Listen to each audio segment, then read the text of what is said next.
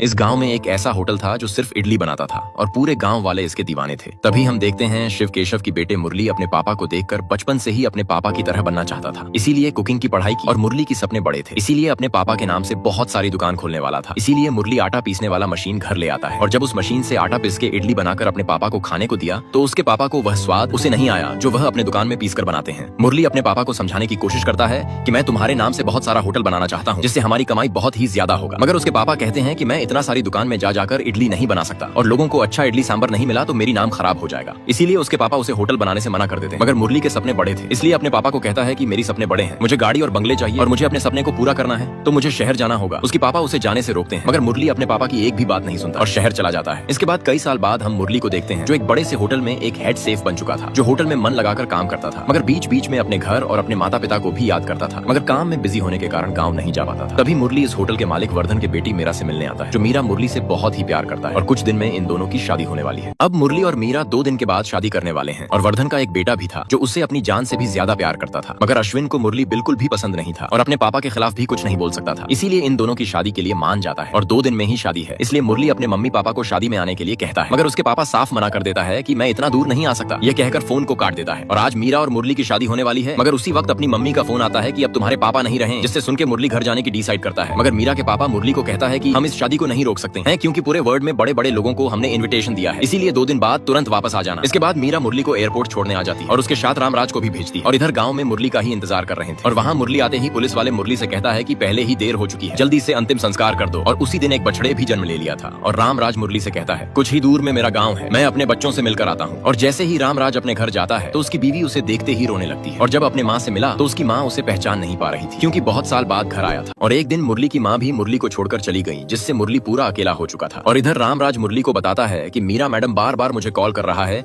कि मुरली को वापस जल्दी ले आओ। मगर मुरली रामराज से कहता है कि मैंने अपने माता पिता को खोने के बाद मैं थोड़े दिन यहीं रहना चाहता हूँ क्योंकि मेरे पापा की एक दुकान है और उसे किसी को सौंपें बगैर मीरा के पास कैसे जाऊँ। और ये मुरली की बचपन की दोस्त कल्याणी जो जब से मुरली विदेश गया था तब से कल्याणी ही इनकी माँ बाप की सेवा करती थी। और इधर मीरा बार बार मुरली को फोन करके वापस आने के लिए कहती है। इसीलिए मुरली अपने पापा की दुकान को बेचने के लिए डिसाइड करता है और कोई और के पास नहीं बल्कि इसी गाँव की बगल वाली दुकान मुन्ना भाई को बेचने वाला था। और जब दूसरे दिन मुरली मुन्ना भाई को वह दुकान बेचने गया तो मुरली को अचानक से अपने पापा की याद आ जाती है, जिससे मुरली डिसाइड करता है कि यह दुकान बेचना नहीं है बल्कि यह दुकान मुझे ही संभालनी है। और जब मुरली घर आता है तो कल्याणी बहुत ही गुस्से में थी क्योंकि उसे लग रहा था इसने अपने पापा की मंदिर जैसी दुकान को बेच दिया है, इसीलिए उससे अच्छे से बात ही नहीं करती है। फिर बाद में मुरली कल्याणी को बताता है कि मैं वह दुकान बेचा ही नहीं, जिससे कल्याणी खुश हो जाती। और इधर मीरा और उसके पापा को शादी की बहुत ही ज्यादा टेंशन थी क्योंकि अगर यह शादी रुक गया तो उनकी इज्जत चली जाएगी। इसीलिए मेरा मुरली को फोन करके कहती है कि हमने बड़े बड़े लोगों को इन्विटेशन दिया है, इसीलिए तुम्हें वापस आना ही होगा। मगर अब मुरली अपने पापा की दुकान को छोड़कर नहीं जाना चाहता था, इसीलिए साफ साफ मना कर देता है कि यह शादी को यहीं रोक देते। और इसके बाद मुरली अपने पापा की दुकान को साफ करने में लग जाता है। और एक दिन रामराज मुरली से कहता है कि आखिर यह लड़की कौन है जो तुम्हारे घर का सारा काम कर देती है। तो मुरली उसे कहता है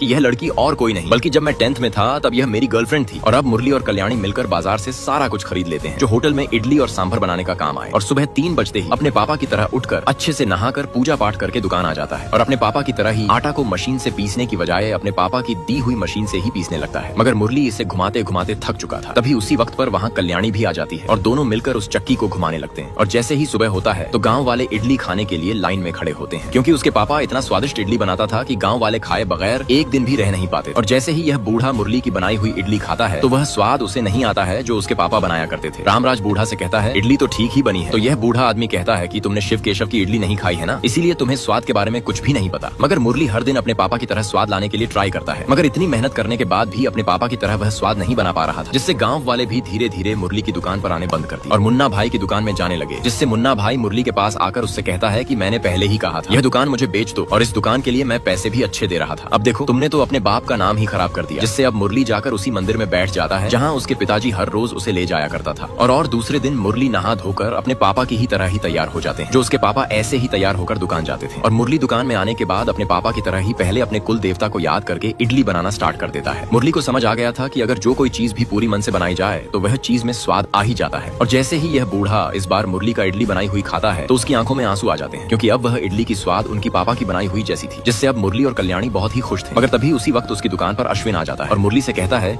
कि इस दुकान के लिए तुमने शादी तोड़ दी। फिर जब मुरली उसे समझाने की कोशिश करता है तो अश्विन उसे मारने लगता है और यहाँ तक कि उसकी दुकान की बोर्ड भी उखाड़ के फेंक देता है, जिससे मुरली बहुत ही ज्यादा गुस्सा हो जाता है और मुरली भी उसे मारने लगता है। मगर अश्विन को लग रहा था कि मुझसे कोई नहीं जीत पाएगा, इसीलिए अपने सभी गार्ड्स को कहता है कि इसे मेरे अलावा कोई टच नहीं करेगा। इसके बाद इन दोनों में बहुत ही भयंकर लेकर लड़ाई हो जाता है और यह मुरली उसे मारने ही वाला था। तभी रामराज उसे रोक लेते हैं। अब अश्विन पूरी तरह से घायल हो चुका था। इसके बाद मुरली सोचने लगता है कि उस पर हाथ उठाकर मैंने बहुत बड़ी गलती कर दी, क्योंकि उसके पिताजी मुरली को बचपन से ही सिखाते आ रहे हैं कि कैसे बड़े बड़े झगड़े को बिना मारपीट के सुलझाते थे। इसीलिए मुरली रामराज के साथ अश्विन के पिताजी से माफी मांगने के लिए शहर के लिए निकल जाते हैं और इधर अश्विन को किसी भी तरह अस्पताल में एडमिट करवा देते हैं। और उसके पिताजी बहुत गुस्से में था, क्योंकि यह अपने बेटे से बहुत ज्यादा प्यार करता था। और इधर मुरली भी उस अस्पताल में पहुंच चुका था। उसके पिताजी मुरली से कहता है, मैं बचपन से आज तक उस पर हाथ नहीं उठाया और तुमने मार के इसकी ऐसी हालत कर दी। ये अनजाने में हो गया। तो उसके पिताजी कहते हैं, तुम जानते हो ना, अश्विन को वह हारना बिल्कुल भी पसंद नहीं करता है और कहीं तुम्हें मारने के चक्कर में वह खुद को ही ना मिटाना दे, इसीलिए तुम कहीं छुप जाओ, इसी में तुम्हारी भलाई है। इसके बाद मुरली घर आ जाता है और अश्विन से छुपने की वजह वह डिसाइड करता है कि अब जो भी होगा मैं इस दुकान को छोड़कर कहीं नहीं जाने वाला। अब कल्याणी मुरली से तो प्यार करती थी, मगर अपने दिल की बात बोलने से बहुत ही ज्यादा डरती थी, इसीलिए उसे अभी तक कुछ नहीं कह पाती है। और अब धीरे धीरे गाँव वाले मुरली की होटल में आने लगे थे, क्योंकि मुरली भी अपने पिताजी के जैसे इडली बनाना सीख चुका था। और इधर अश्विन बहुत ही ज्यादा गुस्से में था और इधर मुन्ना भाई की सारी ग्राहक